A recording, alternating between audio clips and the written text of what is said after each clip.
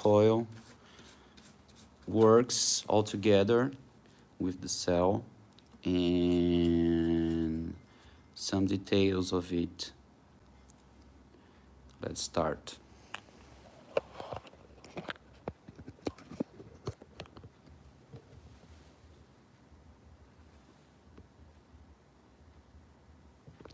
Caralho.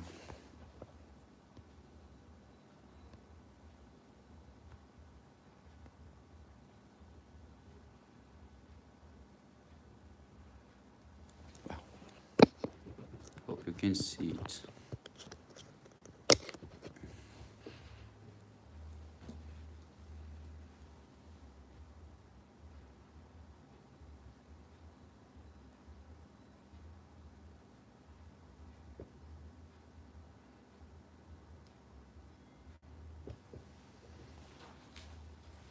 So let's start.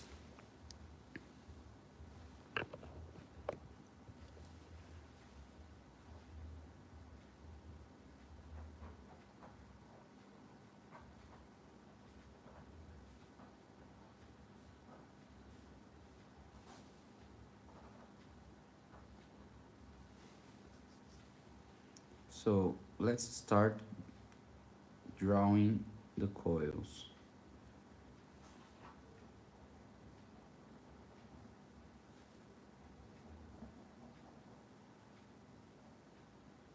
Here is the cell.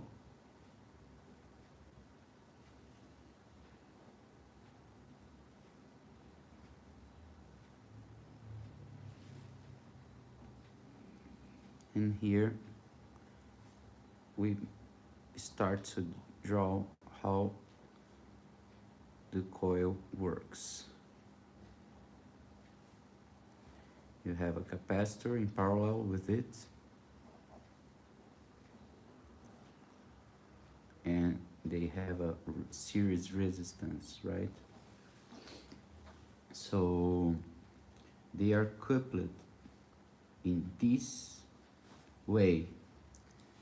And so when we get a primary coil here and we pulse this coil at the resonant frequency of these capacitors and inductors, what we get is the equivalent impedance as seen from this primary coil is going to be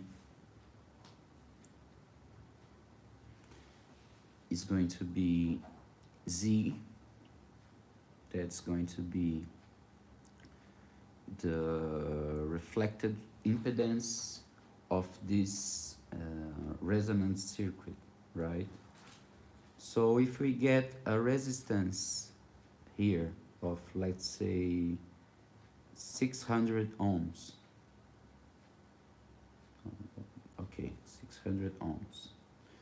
So in parallel, they can be considered 100 ohms, 300 ohms, right?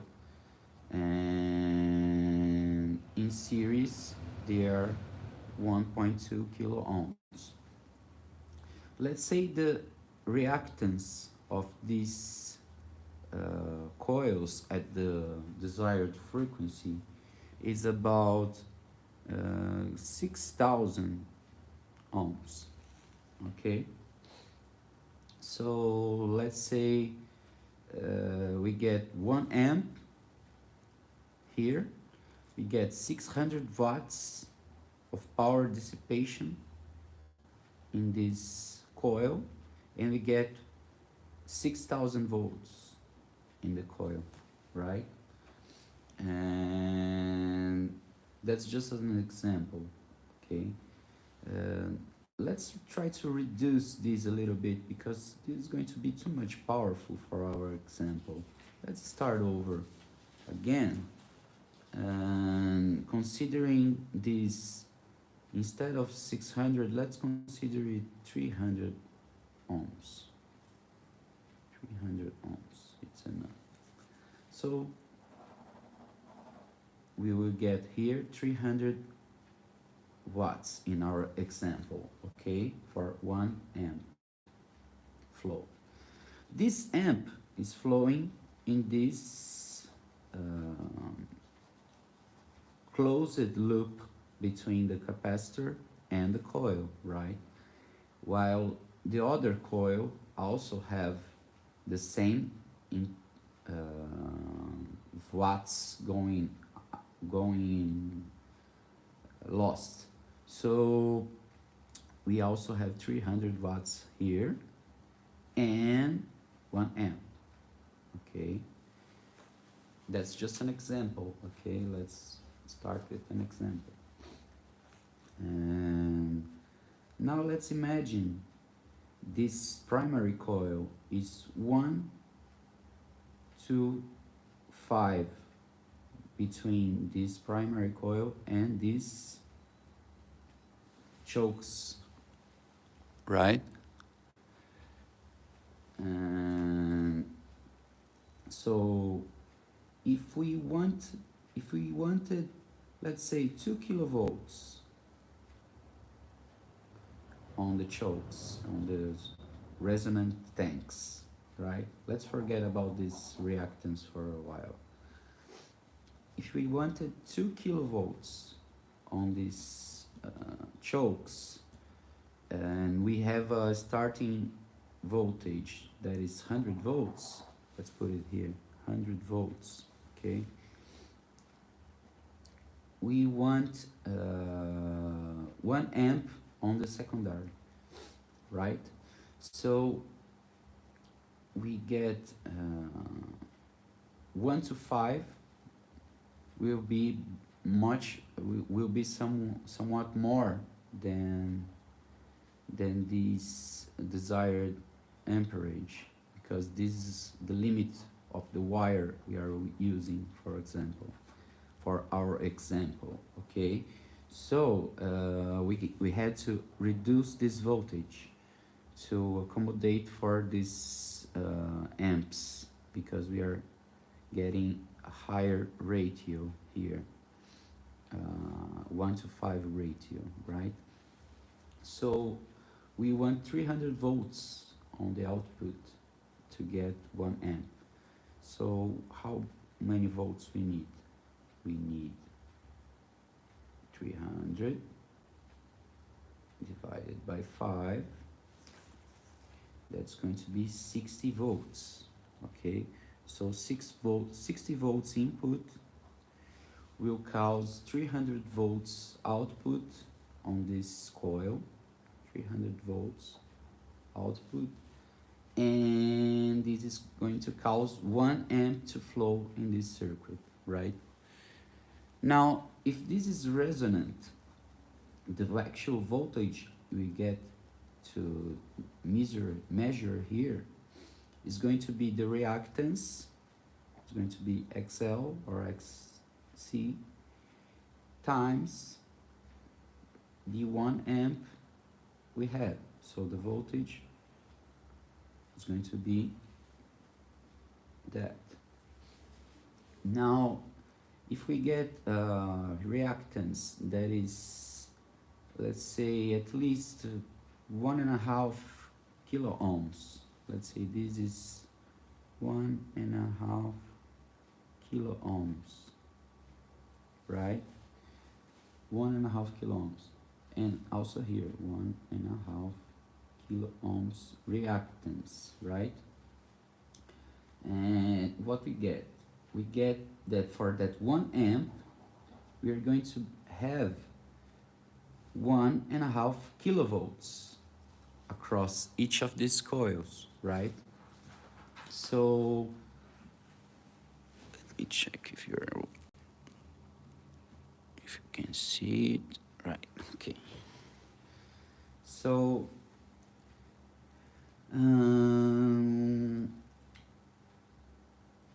we get 1 kilovolts in that direction. So here is the positive for now, and here's the positive. So across the cell we have actually nothing, no voltage happening on here, right? Except in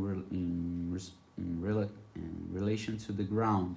Let's say you have a ground here and this is ungrounded, so you get some kind of voltage here because of this high voltage, but they are similar in polarity, so this is not what is important for now.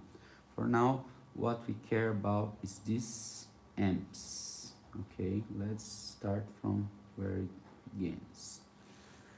So with that 60 volts, 300 volts out, 1 amp flowing, we get 1.5 kilovolts on the resonance, right? Okay. So already said that this voltage is the same polarity as this voltage, because not only they are being pulsed together, but these coils and capacitors should have similar values. Okay. These coils and primary coil are wound around the coil, the cell. Okay. So their magnetic fields are going to be impacting the water versus the small current flow that we are going to cause in a little while by the secondary coil. Okay, so how is this reflecting to the primary coil?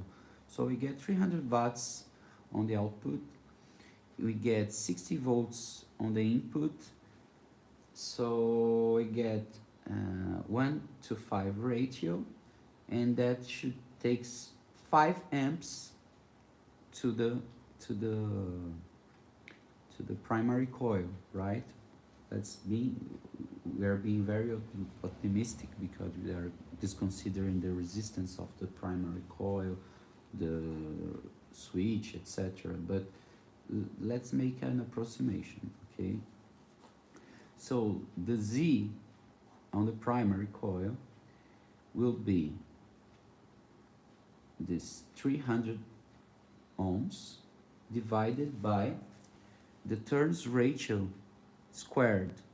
So should be 300 divided by 25, that is 12. That should be 12 ohms, and we should get an amperage of around 5 amps. 5 amps, right? Okay. Now let's talk about the secondary. Let's place a secondary over here, connecting this coil with this other coil, and let's say for now that it's in the same circuit winded over the primary coil that is winded over these resonant coils. Okay, so let's put that, let's understand what is going to be the Z of the secondary circuit. Okay, from the secondary standpoint, because this Z is going to also be changed by the current flowing in this secondary coil. So we probably need 1 more amp here or something, but let's try to evaluate how would it work. Okay, so now we get 1.5 kilo ohms reactance we were talking before, but actually this is not the series. Okay, the series reactance. The series reactance is taken by measuring the inductance of those coils and without the capacitors, but connected in series, okay, without the cell, of course. And we need to know this series inductance with them connected in this way, opposing polarities, because this is how the secondary is going to view the circuit. Okay, so now we get, for example, let's say that this ends up as 50 ohms. Okay, let's say uh, 30 times, yes, let's say 50 ohms should be a reasonable value. Okay, 50 ohms plus 50 ohms from this other coil. Okay, then we get more the cell resistance, so resistance of the cell, water resistance, let's put this way. Then we get the wire resistance, that is in here 300 plus 300, plus we get the secondary resistance, that's R2, let's say R2. So we get 50, 50, 300, 300. The water, we get maybe, let's consider 100 ohms, okay? And then we get the secondary ohms that we can put, let's say, 100 ohms, maybe, I don't know. So we get that this circuit, seen from the secondary, is actually 50 plus 50, 100 plus 600, 700, 800, 900, 900 ohms, okay? So seen from the primary perspective, we get 900 divided by 25.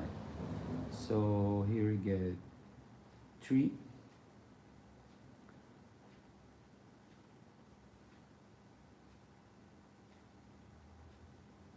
and 6, 36.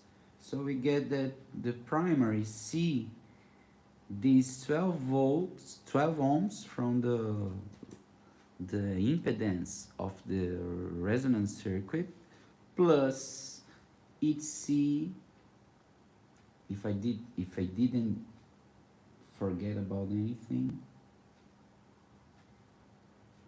I said, oh, maybe I'm not sure if I considered, no, I didn't consider the other coil here when considering this. So this should be actually 6 ohms, because we have 600 watts here, right?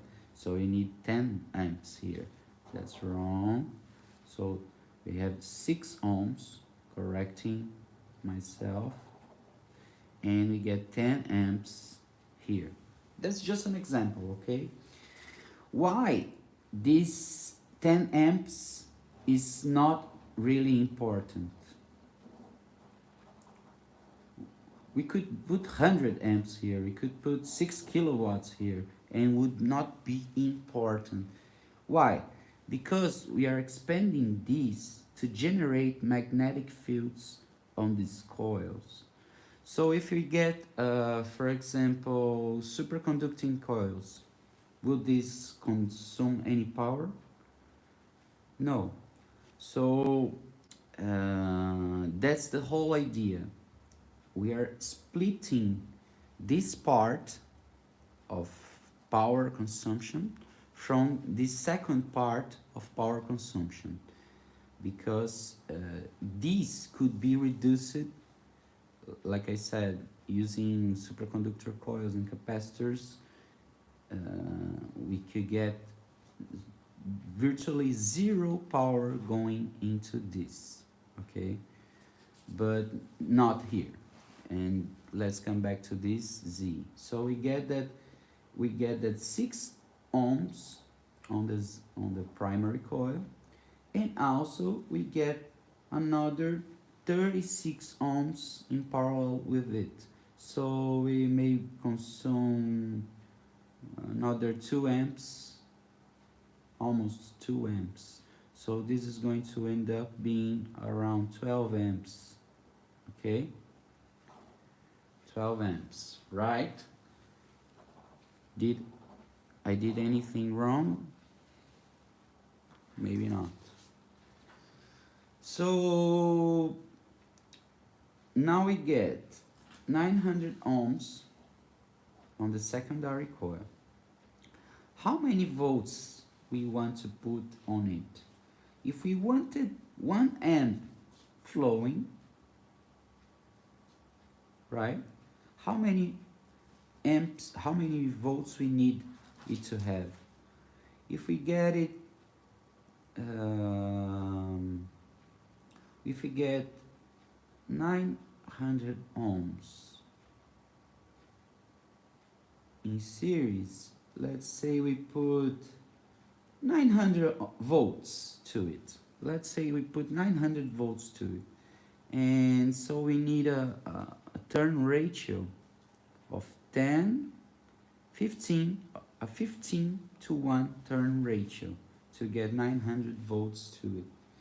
If we instead put, let's say, we don't need 1 amp.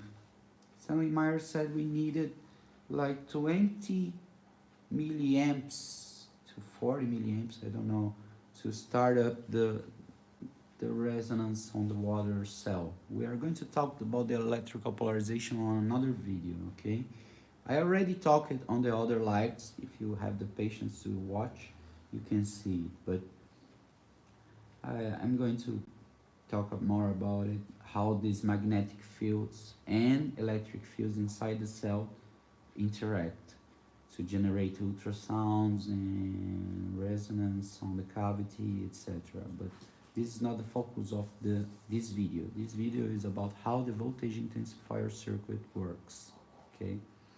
So now we get it that the current initially in water would be the voltage of the secondary divided by this complete impedance we calculated for the secondary, okay? So now we get, let's say the secondary is just the same as the other coils, and that it has 1 to 5 turn ratio, and so we are getting 300 volts applied there. So we get 900 ohms. This ends up as 300 milliamps, right? Around 300 milliamps. And so this is going to consume some power, right? And those two are imaginary power because these are only reactances, and so you only need to consider here the series resistance plus the resistance of the water, right, and the resistance of the secondary coil. So we get that 900 ohms, but we can exclude this 100 ohms here, right? And so we get 800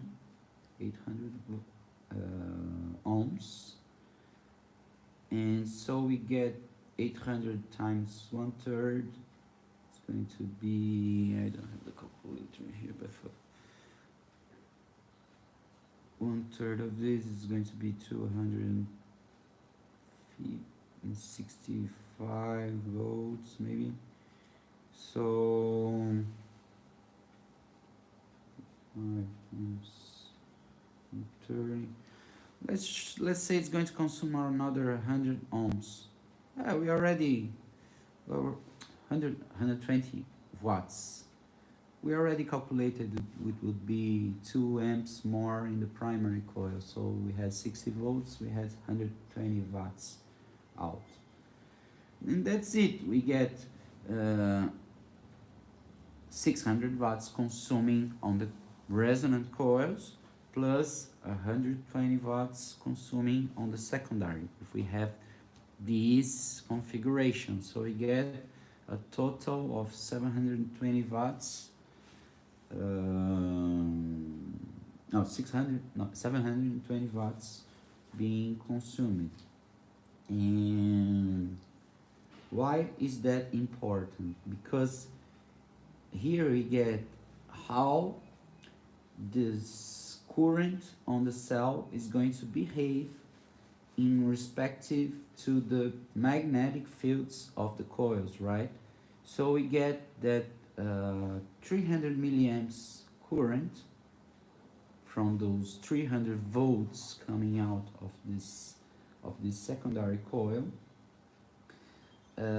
It's just the first example, right?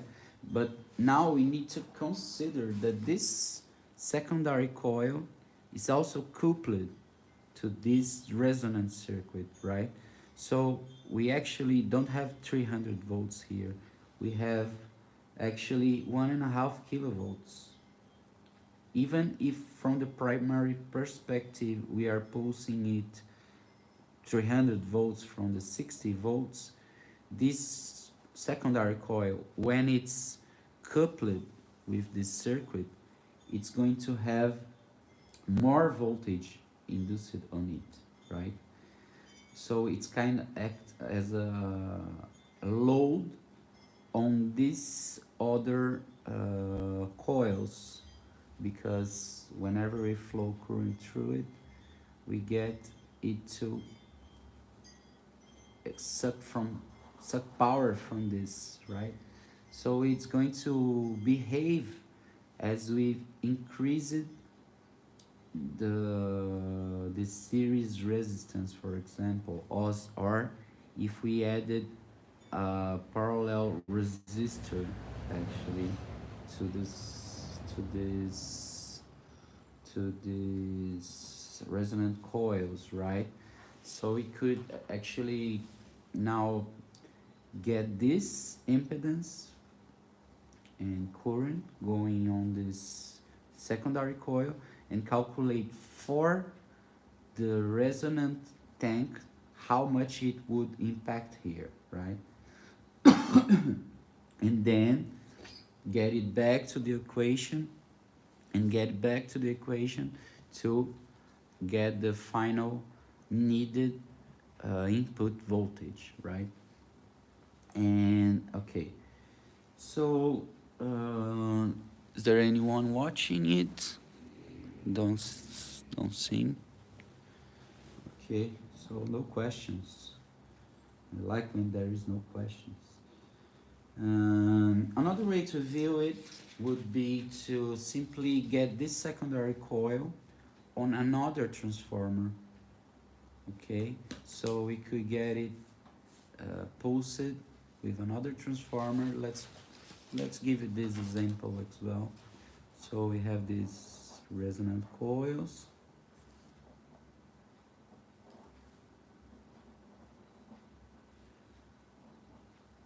Let's put the cell here, and now let's place another transformer here for the secondary coil, right? So we can put maybe a full wave bridge rectifier on it and simply get these kind of waveforms going in, and at the same time these coils are being pulsed at this same frequency, right? So this is going to interact on the cell in phase, right?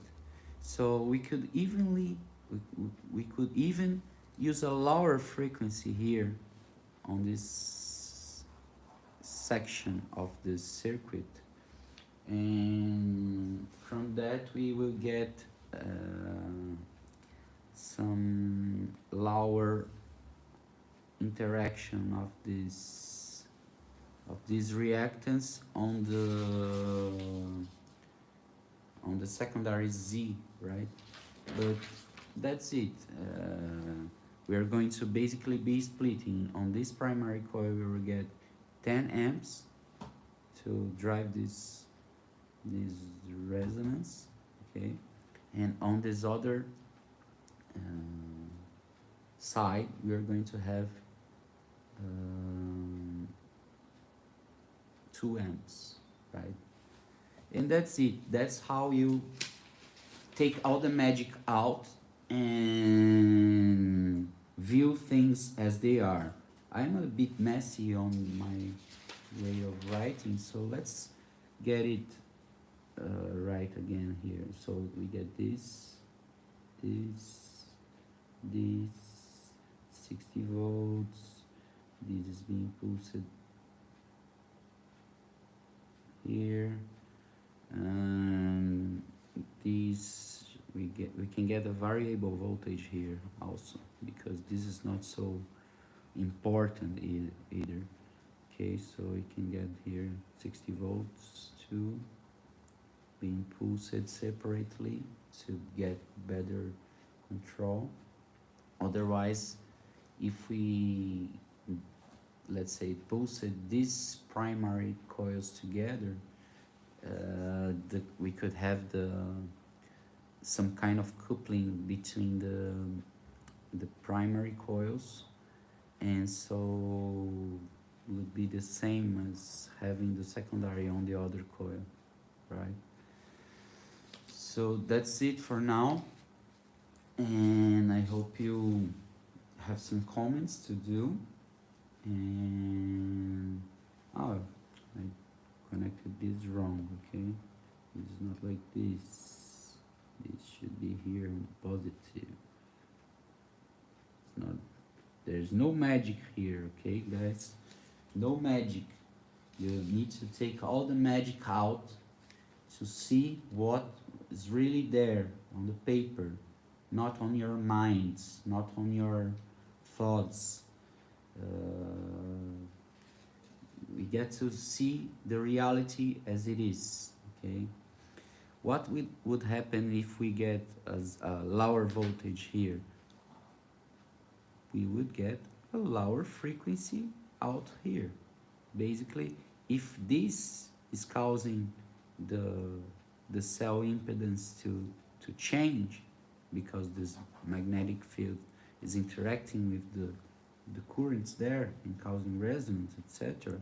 If we apply a lower frequency like this, and we get a variable magnetic field like this, let's put the magnetic field, okay? Then we gate it. Let's say we apply a voltage here that is lower frequency than this. We are going to have some current step that would go like this, right?